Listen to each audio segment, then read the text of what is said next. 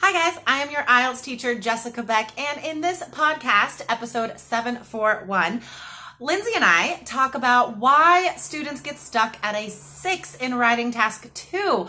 Since I was an examiner for 14 years, I keep in touch with my examiner friends from all over the world. So I am going to give you this insider information about why examiners always give students 6s in writing task 2. So listen up so you don't make those mistakes. And guys, remember, go to allearsenglish.com/IELTS quiz. Take a very short quiz, get your free estimated IELTS band score and free resources just for your level. Go to allearsenglish.com/IELTS quiz. This is an IELTS Energy Podcast, episode 741. You're Writing 6, Conversations with IELTS Examiners. You are listening to the IELTS Energy Podcast from All Ears English. We believe in connection, not perfection, and we're here to show you how to get the score that you need on your next IELTS exam. Find out why our strategies are the most powerful in the IELTS world and get your free video masterclass at allearsenglish.com/INSIDER. Now, let's get to the show. Today is our final installment in our series of shows based on my talks with current IELTS examiners. Find out today about writing changes and why students mess up in Task 2.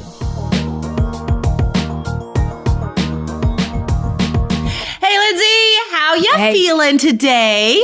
Hey, I'm good. I'm getting ready to get on a plane Sunday morning and go out to Denver and a little sunshine. Yeah, I'm excited, but I didn't realize that I had booked like the super cheap discount airline, like the Ryanair of the US Frontier. Yeah. Like Spirit Airlines. Yeah, it's the same, right? Yeah. And I realized last night I was talking to someone, they're like, you booked a flight on that. I'm like, oh no. James and I flew Spirit once because I just to try it out, right? Like it's so attractively cheap. You're like, oh, I might as well try it. It's so cheap. It's cheap for a reason. Like they charge you for everything, like a carry-on bag. You have to pay to like carry on your backpack. Yeah. Oh, for a carry-on too. Yeah. Okay, that's another level. Yeah. So this is going to be interesting. I'm going to get up at 3 a.m. on Sunday morning, make my way to Logan Airport, and then I'll be in Denver in the sunshine. So it'll be good. It'll be worth it. And you are heading to Canada. Yes. Pretty soon. I am waking up at 3 a.m. tomorrow. On Saturday. That's funny. Wow. We're both, and you woke up at 3 a.m. today too. Oh my gosh. What is it about 3 a.m. for us? It's a magic number. 3 is the magic number. That's a song, you guys. So yeah, I'm waking up at 3 a.m. tomorrow. Ooh, it's going to be hectic. And then grabbing a 6 a.m. flight to Victoria, BC in Canada, taking my speaking exam. This is so funny. I'm a student now. Taking my speaking exam at 1:40 and then taking the computer delivered IELTS from 2:30 to 5:30. And then I'm going to crash out at the hotel. I'm so excited to hear about this experience. This is so interesting.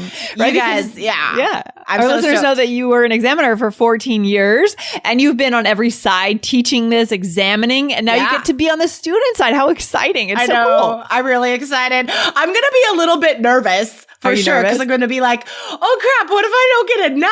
Like, this is going to be, it's fun. But I did spend some time yesterday going through the very few materials there are online about the computer version, and I've already started developing strategies specifically for this test, you guys. And it is different. Even the listening. I thought the listening was going to be more similar. It's not. There's different strategies, guys. So stay tuned because we are going to be the only ones that can bring you strategies for the computer version. Yeah, I'm so excited. That is going to be coming up later in the summer, guys. But you just know that we are going at it from a very direct perspective by throwing ourselves into the exam to develop these strategies. I mean, I'm sure that very few textbooks, very few schools actually do anything like that. Oh, no. I remember the first IELTS teaching job I had.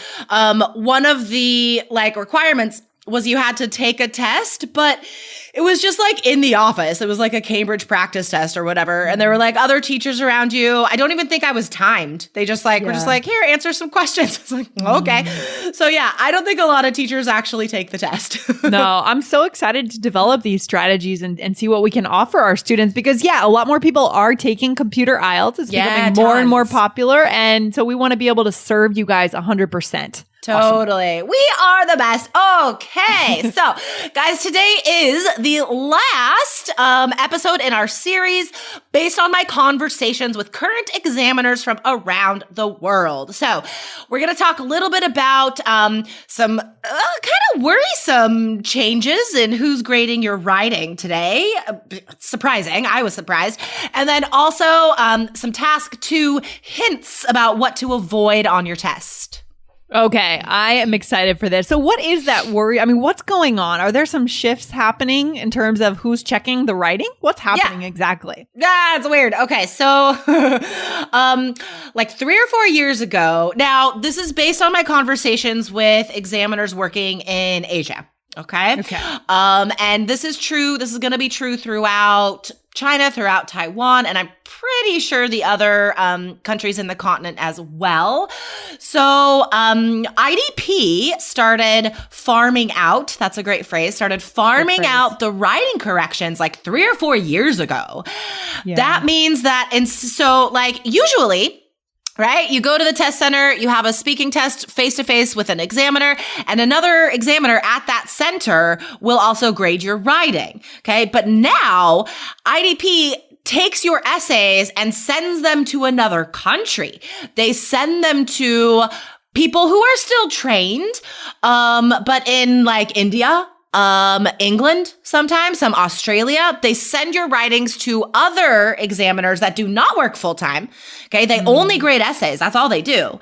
And they send your essays to these people in other countries, which is weird. Like the reason is that these people in other countries get paid less than the examiner in person. Okay. So IDP is saving money. Now, British Council saw that the business decision about saving money. And now British Council is doing that too. And they started doing this about 1.5 years ago. So all this stuff that we've told you about how, you know, which examiners grade your writing, not always true anymore. Interesting. Okay. Yeah. So what does this mean for our students? I mean, we don't have any control over what these companies do, right? They make their own decisions as a business, but what can we do to make sure we are rock solid in our preparation and that it doesn't matter who grades the essay? What can we do? Exactly. Because it doesn't matter who grades your essays, guys. I mean, I even tried to find something. I was like asking all these questions of people like, well, have you seen a drop in writing scores? Like, has this had any effect? You guys, it hasn't. Okay. No. People are still mostly getting 6s. Okay. I mean, that's like the quote. I think I've mentioned this before because I love it so much, but that was one of the quotes from my friend was like, no band is wider than a 6. And I love this because it's so true. Everybody gets 6s. So guys, it doesn't matter who grades your essays. You still need to fulfill the requirements for a 7 or higher, or it's not going to happen. That means you have to prepare with an IELTS professional like our team who can tell you exactly what the examiner wants. Because it doesn't matter if the person is at home in India or at a test center in Shanghai. It doesn't matter. They have the same training. They're using the same descriptors. Okay. So they're giving you the same scores. Yeah. That's the point, right? This is a standardized test. So there are standards that the examiners follow no matter where they are, where they're from, doesn't matter. They follow the descriptors, but it is the Achilles heel. It's the ultimate Achilles heel, the writing test. And we see this over and over. And so what can we learn from this conversation that you had with this examiner, Jessica, about how to improve our scores beyond that 6? Because as your friend says, no band is wider than a 6. That's interesting. Yeah. Right? It's so true. That's the evidence. It's really funny. I mean, you have to examine for many, many years to have this sense, to have this innate sense of the band scores. 5 and 6, pretty close. 6 and 7, very far. If you're going to jump to a 7, it takes a lot of work. Okay. So what we're going to talk about now, as far as the task 2 stuff that's holding you back, guys, I can tell you like right away that all of these points are addressed by our templates and lessons in 3 keys. Every single one of these. Okay. So I'm just putting that out there because I'm proud of our material. Yes. Yeah, no, our material is awesome. Guys, our writing module is very robust and it's long. It's a really good chunk of time you're going to put into it, but there's no wasted time. Everything you do is going to increase your score directly. Yeah.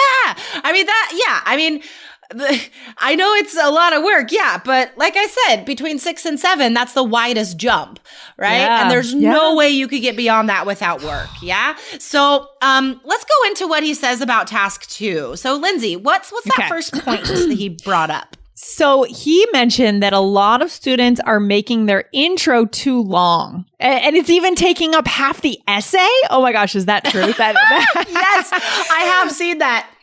Whoa, okay. And that makes it not clear, and it's also probably redundant and just not necessary. It's just not useful. Yeah. Exactly. Hello, everyone. Awesome IELTS students. Thanks for listening today.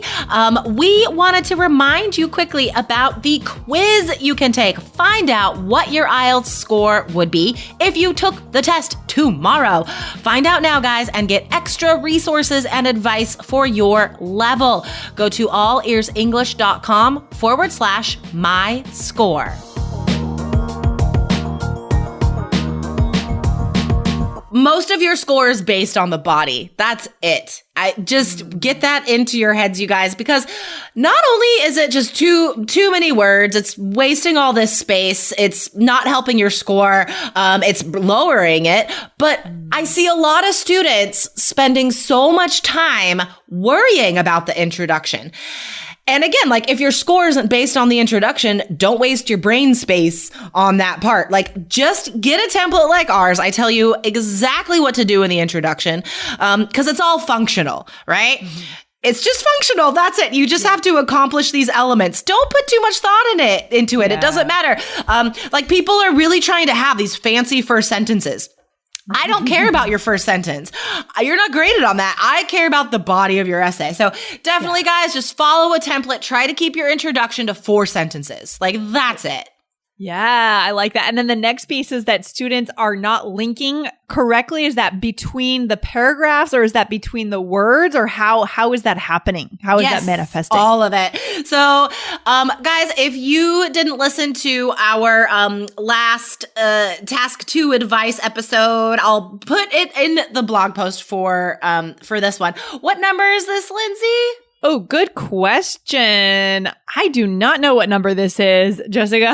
This is 741. So come back to the blog, guys, episode 741. I'll link back to that other episode we did. But so something that both of my friends told me was that they're seeing students who memorize a template, which again, guys, there's nothing wrong with doing that. You have to do that to get a high score. But where it does hurt you is that you don't understand the words you're using. You memorize this phrase and you use it, but it's not appropriate.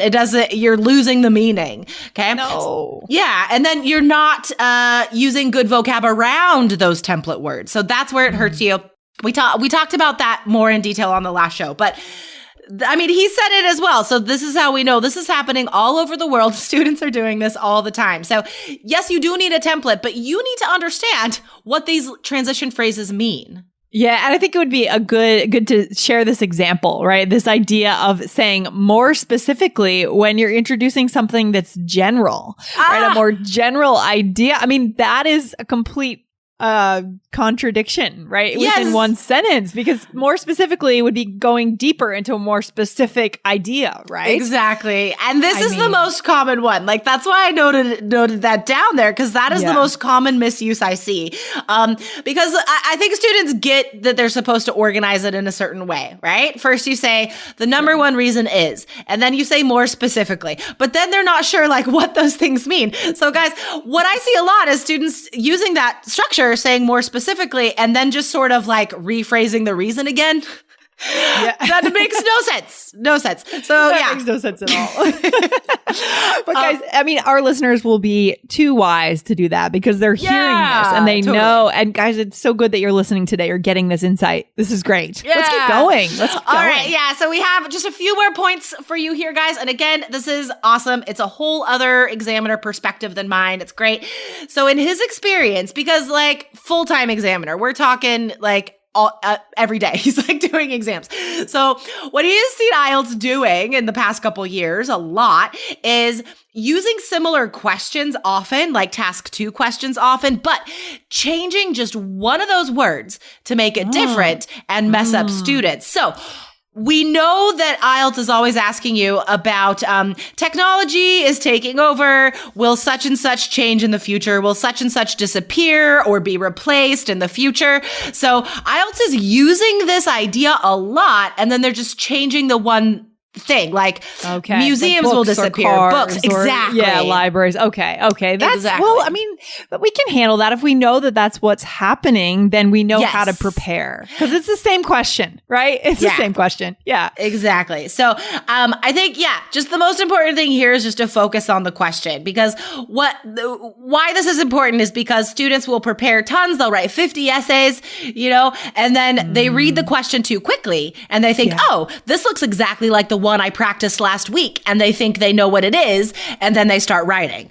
Oh no. Don't do that. Yeah. Just focus on the question first. Give yourself time to read that carefully. Yes, such good advice. I love it. And anything else? I think there are a couple other things like students maybe not supporting their opinions. That sounds like a classic mistake. Classic 6. Classic band 6. Classic 6. I love saying that. I've started to use that with James. He's old enough to have classics now. So if he does fall off his skateboard again, I'm like, classic James. Okay.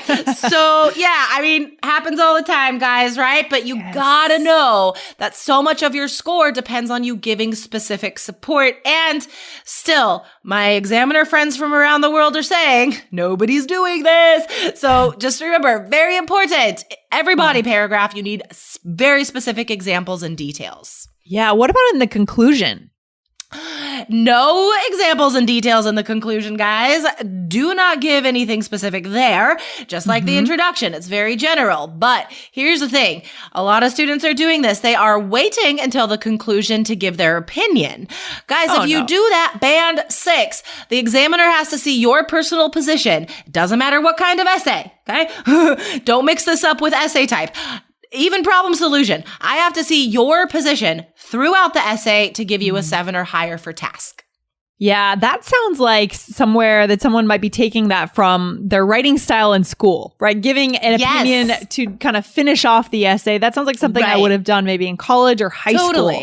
So there's a hangover we have here from academia. And don't confuse that with an academic writing task 2 essay, right? Completely different. Yeah, and just bad advice. I've actually had personal coach students or people in our Facebook groups be like, I saw this other IELTS advice on this other place and they said only give the opinion in the conclusion. I was like, why? Yeah, there's so much bad advice out there. I mean, that's why we like you guys, you should take the next step right here, right, with us at All Ears English. And Jessica, I think we can let our listeners know about this fun little quiz that we have available. What do you think? Yes, for sure. So I think by now, guys, you know that we know what we're talking about. We are professionals in both language teaching and test preparation. So all of our experience has been put into this amazing quiz. Guys, you can go to allearsenglish.com/myscore and take a short, fun quiz. And based on your answers, we can tell you what you would get on IELTS tomorrow. Okay. So definitely take this quiz, guys. And it doesn't stop there. I mean, you also get amazing resources based exactly at the level you get on your responses. Exactly. And once we know what you would get tomorrow, guys, then we can let you know. You can go ahead and take the next step, get into a free starter class and learn what your, I love this term, by the way, score killers, right? What your score killers would be, right? What are the common mistakes for your exact level? And we can show you guys exactly what those are. So stick with us. Go ahead and get started. Take that next step, guys, because there's really no other place you need to go. We have everything you need right here. And you guys, it's free, okay? The quiz is free.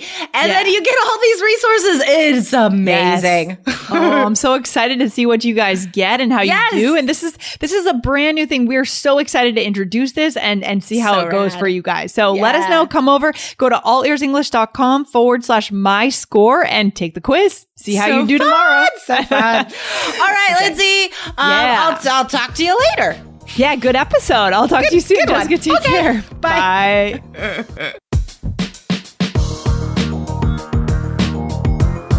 Thanks so much for listening to the IELTS Energy Podcast from All Ears English. And if you want to get tips from Lindsay and Jessica every week on how to get a 7 on your next IELTS exam, be sure to subscribe to our podcast on your computer or on your smartphone. Thanks again and see you soon.